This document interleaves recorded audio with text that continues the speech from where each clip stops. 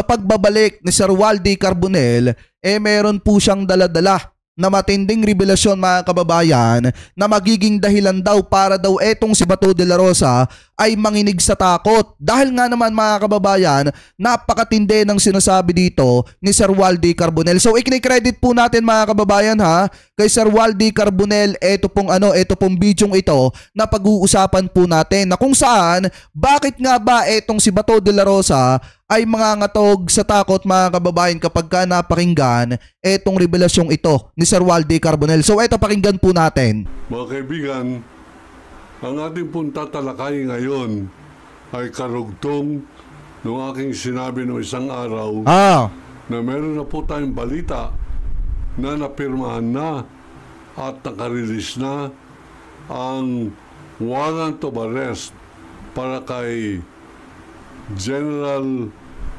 Ronald Bato de la Rosa. Nako po! Na ngayon ay senador at ang mga kasamahan pa nitong 10 pang uniformadong mga tao. Kasama na po rin si General Agbayalde. Laging trained?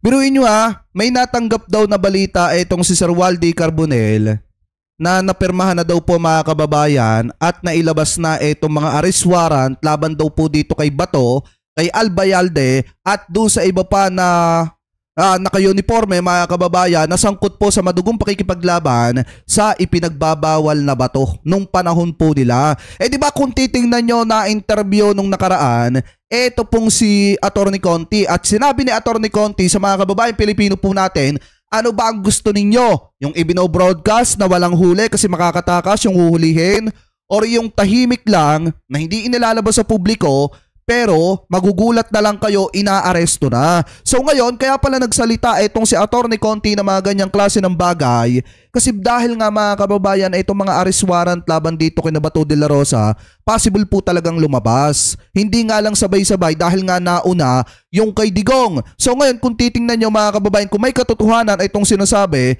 ni Sir Waldy Carbonell, talagang mangangatog sa takot itong si Bato de la Rosa. Kasi ayaw talaga niyang maaresto mga kababayan at ayaw niyang makulong sa dahig kasi hindi na daw po niya makikita yung kanyang mga apo. So ngayon, ipagpatuloy pa natin. Maparian ay yung mga ibang pinangalanan ni Colonel Rowena Garma sa Quadcom hearing. Matindi to. Alam po ninyo, sang-ayon po doon sa ating kaibigang journalist na nakabase ngayon diyan po sa Europe.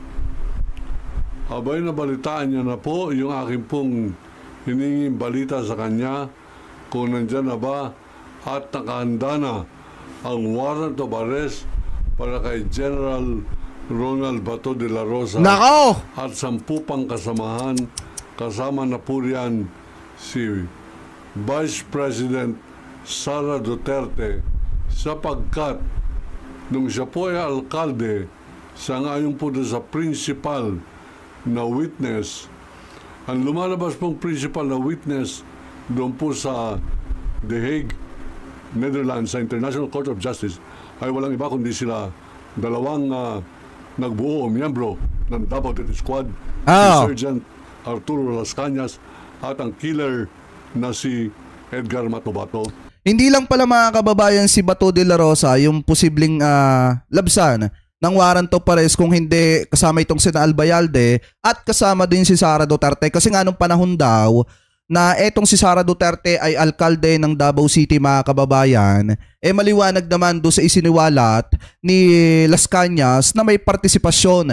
Eto pong si Sara Duterte sa madugong pakikipaglaban sa ipinagbabawal na bato na naging dahilan ng mga AJK mga kababayan or naging dahilan ng pagkakatumba ng maraming kababayang Pilipino po natin, especially yung mga wala namang kasalanan or mga biktima lamang na nadamay nung panahong isinasagawa po nila yan. So ibig sabihin, kasama din etong si Sara Duterte sa posibleng maaresto kung sakasakali na totoo etong sinasabi ni Sir Waldy Carbonell. So ngayon, ipagpatuloy pa natin. Na hinilang ni Rodrigo Roa Duterte na isang mamamatay tao ng mga pinaghihingalaang suspect sa heinous crime, mga snatcher ng cellphone sa Davao, at mga petty criminals. pinapapatay po yan. Kaya po nagkaroon ng di umano malaking takot ang mga tao dyan po sa Davao. At ito po ang pinagbabatayan ni Rodrigo Duterte at ang kanyang naging mayor na anak na si Sara Duterte na napatahimik nila ang Davao City sa kadahilanan ng pagpatay ng maraming mga Pilipino o mga pinaghihinala, mga durugista na pinapangalanan pa at binibintangan, nire-red tag, nire-drag tag ng mga ilang mga pulis. Kasama na po yan sa nagre-red tag o nagdrag tag na tinatawag naman yung mga pinatay ay mga durugista. Walang iba kundi ang miyembro. Tingnan nyo yung sinasabi dito ni Sir Waldy Carbonell, yung itinutumba nung panahon ni dating Pangulong Duterte, lalo na nung alkalde itong si Sara Duterte, yung mga mabababang klase ng kriminal lang. Ibig sabihin mga kababayan, yung mga snatcher, yung mga nagnanakaw lang, yan yung mga ipinatutumba lang at ikinukonekta po nila yan doon sa mga ipinagbabawal na bato. Kaya nga nasasabi nila na maayos at malinis ang Davao City. Pero nung kung matatandaan nyo, nung nagsalita itong si Robin Padilla, aksidente po niya na nailaglag itong si Duterte. Kaya nga kung titingnan nyo, di ba sinasabi ni Robin Padilla na nung panahon daw na wala pa ang mga Duterte, napakagulo daw po ng Davao City. Pero nung pumasok na daw ang mga Duterte, mga kababayan, naging maayos daw ang Davao City at naging maganda daw. Pero sa bandang huli, sinabi ni Robin Padilla na nung naging alkalde itong si Sara Duterte, naging maayos daw ang Davao City kasi binayaran daw lahat ni Sara yung pagkakautang or malaking utang ng Davao City. Sino ba yung sinundan ni Sara Duterte bago naging mayor siya ng Davao City? Di ba yung kanyang tatay? Ibig sabihin, nung mayor yung kanyang tatay, ibinaon ni Duterte sa napakalaking utang ang lungsod ng Davao City. At ang nagbayad noon, walang iba di umano, ayon kay Robin Padilla, kung hindi si Sara Duterte. Pero kung titingnan nyo ngayon ng Davao mga kababayan, halos wala pa rin namang ipinagbago. Binabaha pa rin sa kabila ng malalaking pera at pondo na napapabigay sa lungsod ng Davao City, binabaha pa rin ang lungsod ng Davao City. Gaya nga ng sinasabi nilang maganda, kung titingnan natin, halos hindi naman din totoo. Kasi nga, tuwing magkakaroon ng kahit bahagyang pag-ulan, talagang binabaha ng matindi ang Davao City. So ngayon, ipagpatuloy pa natin. Duterte Youth Party List, mga kaibigan, na yung pong overage na mandalayang kongresista ng pangalan ay Cardema, mag-asawa po yan. Mabuti na lamang at itong pong nakarang halalan, hindi na po na-qualify yung mag-asawang mandarambong na mga congressmen sa party list ng Duterte Youth, mga kaibigan. Pero babalikan po natin yung pong balita na ito hinggil po sa warrant of arrest ni Ronald Bato de la Rosa at 10 pang iba kasama na si... Ay baka malito kayo han, tinutukoy na Duterte Youth mga kababayan yung overage ay walang iba kung hindi ito. Ayan o. Ito mga kababayan si Cardema. Yan ba yung para sa mga kabataan na sinasabi ni Cardema? Yan, Duterte Youth, yung overage mga kababayan, yung tinawag na youth pero overage, yung umuupo, na kongresista, yan o. Yan ba yung sinasabi ninyong matino na tapat sa bayan at kakampi at tagapagtanggol ng mga Duterte? Yan o. Pagpatuloy pa natin. Vice President Sara Duterte. Nandyan na po yan.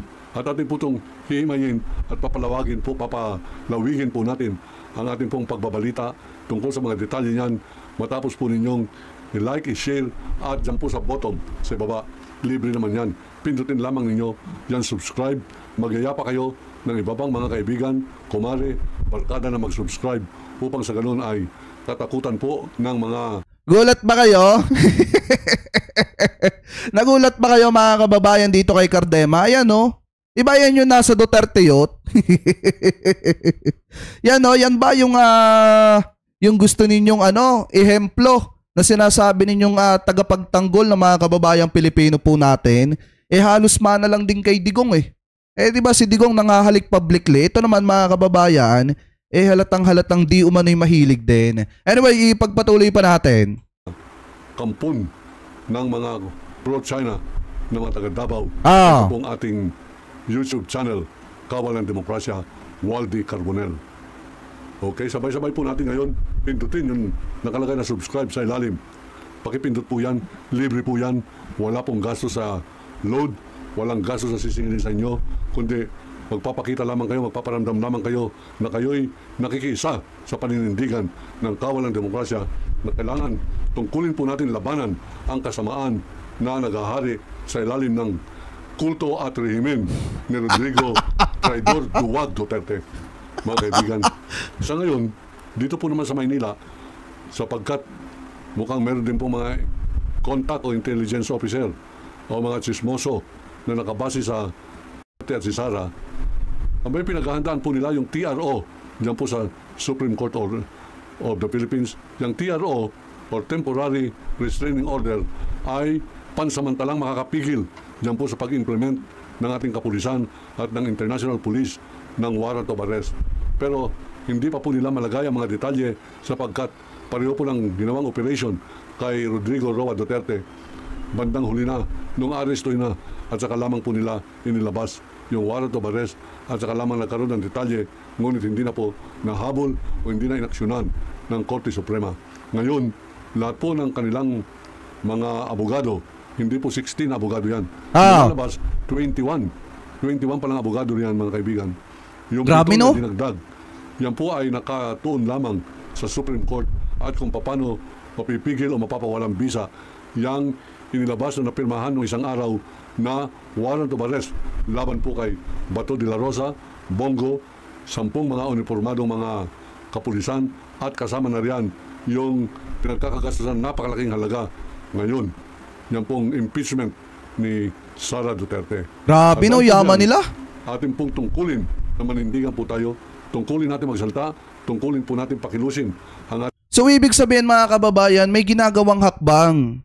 Eto pong mga kaalyado ni Duterte na pigilan kung sakasakali yung arrest warrant na i-implement dito po, mga kababayan, kay Sara Duterte, kay Bato de la Rosa at dun sa iba pa ng mga kasangkot sa madugong pakikipaglaban sa ipinagbabawal na bato. Kasi biruin nyo, ang sinabi dito ni Sir Waldy Carbonell na meron daw po mga abogado na sadyang naka-assign para pigilan, mga kababayan, yung pag-implement ng arrest warrant dito kina Bato at dito kay Sara. Kasi nga possible na kasama etong si Sara Duterte sa mga susunod na maaaresto. Kasi nga, isa po siya sa itinuturo ni Las Cañas na di umano, mga kababayan, ay kasangkot din doon sa mga AJK nung panahon na sila po ang nasa kapangyarihan. Ngayon, ipagpatuloy pa natin ating mga daliri sa ating po mga cellphone at magsabi ng opinyon na ang masama grabe, no? labanan at ang tama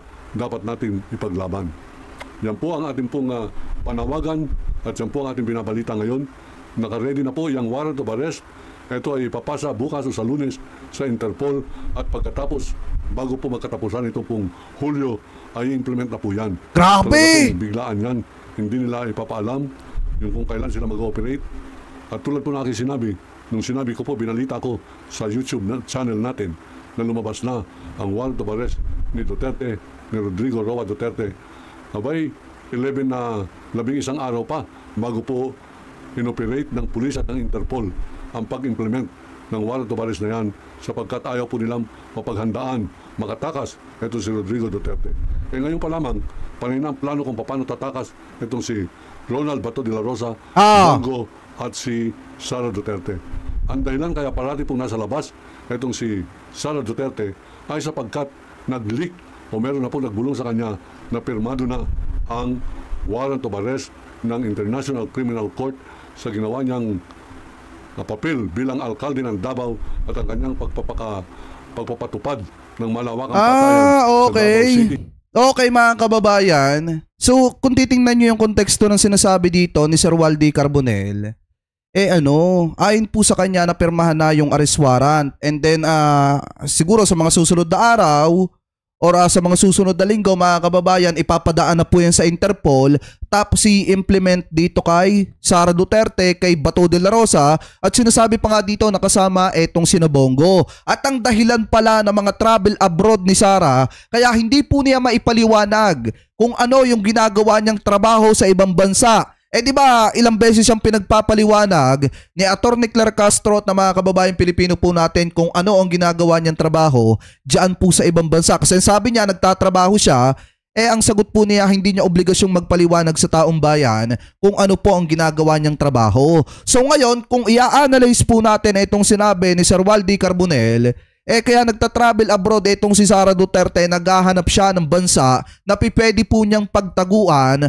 at takbuhan kung sakaling lumabas yung arrest warrant, mga kababayan, galing po sa ICC na ipapadaan sa Interpol at i-implement po sa kanila. Kasi kita nyo naman kung ano yung nangyari kay dating Pangulong Duterte, napakabilis ng pangyayari at biglaan yung pagkaka-aresto dito kay Digong, at baka magulat na lang sila, yan din siguro yung pinaghahandaan nila, na basta na lamang po sila gulatin ng ating mga kapulisan dito po sa ating bansa at basta na lamang po sila arestuhin sa bisa ng warrant of arrest na galing sa ICC na ipinadaan sa Interpol. So ngayon, ipagpatuloy pa natin. Nung siya po ay naging alkalde ng Davao. Yan po ay kasama na rin yata doon po sa grabe, no? Sa impeachment complaint, isa sa mga artikulo ng impeachment. Meron na naman pala tayong aabangan. Sana bago mag-July 25, maaresto na itong mga ito para napakaganda ng pa-birthday sa atin, mga kababayan. Sana bago mag-July 25, maaresto na mga ito para nang sa ganun makita ng mga DD-shit na talagang may pagkakamali itong kanilang mga sinusuportahan. Tsaka doon sa iba mga DD-shit, eto payo ko lang ha, bakit nyo ipagsisiksikan ng sarili ninyo na suportahan itong si Duterte kung mismong kayo nga ay pinapalayas sa tapat ng bahay ni Digong? Bakit nyo ipagsisiksikan mga sarili nyo? Ay yung pong sala niya sa crime against humanity. At ito po ay ating pong babantayan, papagtibayin po natin. Mamaya, tatabagan ko po yung aking correspondent na kaibigan na nakabasa po sa The Hague. Alam po ninyo, ang isang nakalamang po tayo sa mga ibang kasamahan natin, nagkaroon po ako ng pagkakataon na maging bahagi ng isang eksklusibong International War Correspondence Group na nag-cover po ng invasion of Iraq noong 2003, mga kaibigan, na kung saan 98 po kaming mga journalist, kaya isa-isa po tayong Pilipino, at ang aking pong cameraman na si Norman Binulirao, ng kanyang anak ay tinukhang nila Duterte. Kita niyo mga kababayan na napakatindi ng revelasyon na matindi yung source ni Sir Waldy Carbonell. Kasi kung matatandaan nyo, nung panahon na pumutok yung arrest warrant ni dating Pangulong Duterte, una po nating napanood dyan kay Sir Waldy Carbonell. Siguro ilang araw pa mga kababayan, may 11 days pa yung nakalipas bago tuluyang naaresto itong si dating Pangulong Duterte. Pero naiibalita na po niya yan sa kanyang YouTube channel. So napakaganda at napakagaling ng source na pinanggagalingan ng mga balita ni Sir Waldy Carbonell kasi nagkakatotoo. Si Norman ay ang kanyang anak at pamilya ay pawang Duterte supporters. Pero sila po'y nagsisi sapagkat tinukhang yung anak nilang si Angelo Binulirao. Nandiyan po yan sa aking libro, A Country Run Like Hell. Yung po mga nais po mag-order ng libro po natin na yan ay naisubmit na po sa ICC at karamihan po ng mga pahina riyan ay susumpaan ko po pag ako'y pinatawag sa ICC upang panindigan ang aking pong mga nireport. Grabe, no? Pinagbawal po ni Rodrigo Roa Duterte ang pagbibenta niyan nung siya po'y presidente sapagkat yan po ay aking nilunsad sa University of the Philippines Alumni House noong 2018 o 2 taon nang nagiging Pangulo itong si Rodrigo Roa Duterte. Yung po mga nais mag-order ng libro, A Country Run Like Hell, ang isang bansang pinapatakbong para ng impyerno. Ito po ang aking pong numero. Iti-text lamang po ninyo yan. Ibigay ang pangalan, complete address, papadalan po kayo ng libro, saka na po ninyo bayaran pag natanggap na po ninyo yung libro. Saka lamang po kayo magpapadala sa GCash ng halagang 1,000 piso. Yan po pinaka-advertisement ng ating pong channel Kawalang Demokrasya. Hanggang sa muli, ay aking pong ipapalap maya-maya lamang mag-international call po tayo sa The Hague, Netherlands upang malaman po natin ang iba pang mga detalye ng warrant of arrest na napapirmahan na at ipapadala na po sa Interpol upang ma-implement dito sa ating bansa. Grabe, no? Sa mga masasamang aliporis ni Rodrigo Roa Duterte kasama ng kanyang anak na pilit na pinagtatanggol ng mga senador ngayon. Laban po dyan sa impeachment hearing sa Senado. Ako po ang kawal ng demokrasyang naninindigan para po sa bansa at nagsasabing iniibig ko ang Pilipinas. Allahu Akbar.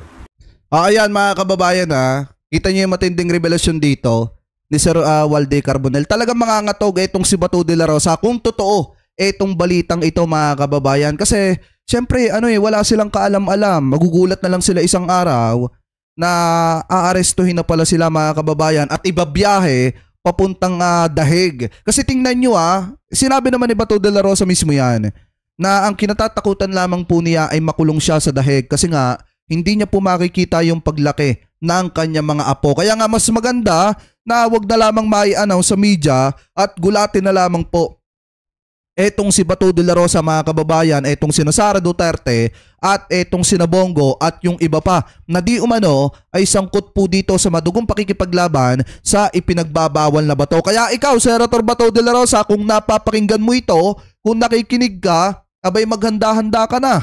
Kasi baka magulat ka isang araw, inaaresto ka na at ibabiyahe ka papuntang Dahig. Kasi biruin nyo mga kababayan na yung sinasabi ni Sir Walde Carbonell, nagkakatotoo po talaga yan. Dahil yung kay Duterte nga mismo, ano ba nangyari kay Duterte? Di ba naaresto at nadala na kulong doon po sa Dahig. So ngayon, kung titingnan po natin mga kababayan, talagang kahit sino, lalo na kung katulad ni Sara, ni Bongo, tsaka nitong si Bato de la Rosa, mangangatog po talaga sila sa takot sa balita pong ito. Anyway, kayo mga kababayan, kung kayo po ang tatanungin, ano po masasabi ninyo hinggil po dito sa revelasyong ito ni Sir Walde Carbonell na napermahan na yung mga arrest warrant at ilalabas na lamang po mga kababayan at padadaanin sa Interpol, and then sa mga susunod na araw or bago matapos etong July, baka di umano daw mai-implement na dito po kina Sara Duterte at dito kina Bato de la Rosa. So comment below na lamang po